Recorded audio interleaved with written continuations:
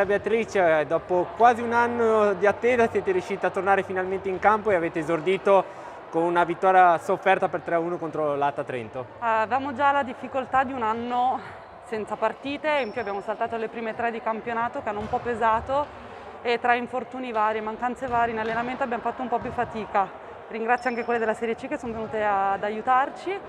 Il risultato l'abbiamo portato a casa, avremmo potuto fare sicuramente meglio, sbagliando un po' meno e gestendo un po' meglio alcune situazioni, però 3 punti li abbiamo in cassaforte.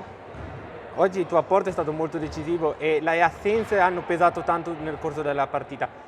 E in un campionato che è veramente molto rapido, quanto possono essere importanti le assenze e soprattutto le buone prestazioni dei singoli? Sono importantissime, perché comunque essendo tanto corto il campionato dobbiamo fare bene subito senza lasciare errori lungo il tragitto, perché potrebbero pesare davvero tanto andando avanti.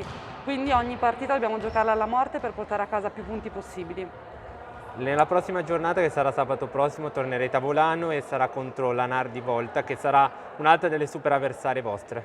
È una buona squadra, la prepareremo questa settimana sicuramente a video e ci alleneremo in modo da prepararci al meglio e cercheremo di limare un attimo tutte le lacune che si sono presentate in questa partita.